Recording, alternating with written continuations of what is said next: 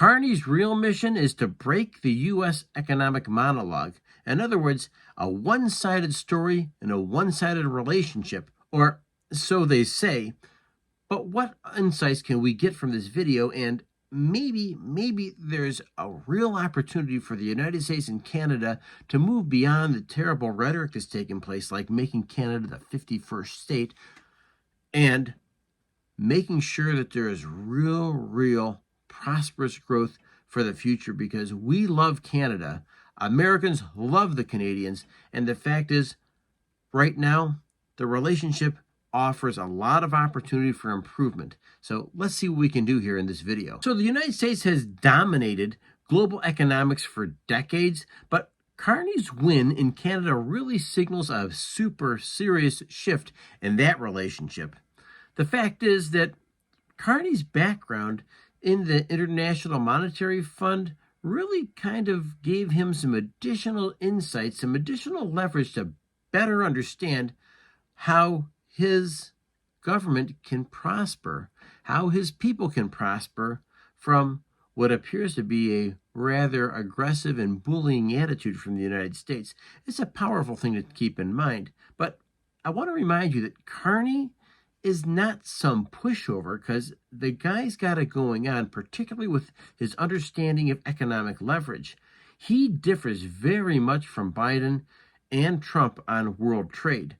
The fact is that there are some real early signs that Carney-led EU and Canada resources can really make a significant impact, and that impact will be outside of the interests of the United States, outside of trade relations with the United States, and it's something that we really want to pay attention to, and hopefully the president will see opportunity to mend the fence and maybe change the tone and maybe change the narrative that's existing right now, because Carney got elected, and he got elected in part because of some of the antics and politics that have taken place right here in the United States. And as Americans, we're really hoping to see a pivot on this. So understand there's a tremendous tactical value that Carney brings to the table. Carney's monetary philosophy really could impact the U.S. dollar strength and regional supply chains.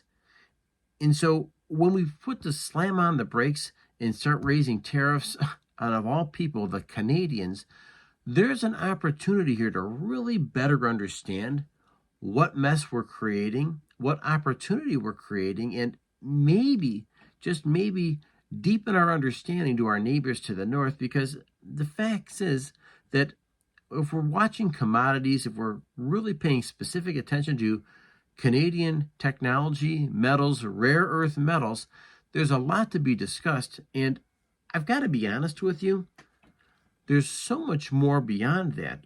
I mean, it's the largest demilitarized border on the planet that exists between the United States and Canada. The relationships have been awesome for a long period of time, and with that, we as Americans and you as Canadians really have an opportunity to talk together. And of course, Carney right now isn't interested in doing too much talking and deal making. He's really interested with his rhetoric on talking about terms that work for Canada and not terms that work for Trump and the Americans. And I get the impression what he's really signaling is he doesn't like the disrespect like the Trump has shown towards Canada, and also maybe an opportunity in the future to iron out some of these wrinkles, because I get it. Canada has every right to have a bit of an attitude. Just remember, the Americans love the Canadians, and the Canadians see a kindred spirit with the Americans, I think, no matter who's in the White House, and that's a fact. I'm going to ask you a simple question, and the question is Carney building a better model in our relationship between Canada and the United States? Is Trump really pushed the Canadian people too far to the fact where they don't even want to have a relationship with the United States? Or is it political rhetoric? And if I can humbly ask Canadians that are watching today's video, I'm going to ask you, is there anything that I'm missing in this video? Is there anything that Canada could do differently that would help foster a better relationship as well? Because once again, with all the rhetoric, with all the rocks and stones that have been thrown, the broken glass that comes along with stone throwing, it's my sincere hope that a better peace, better trade, and a better relationship that makes both countries prosperous and to continue building the deep, deep relationship our two countries have had over the years. And if you're in the UK, if you're anywhere else on the planet, your insights really do matter.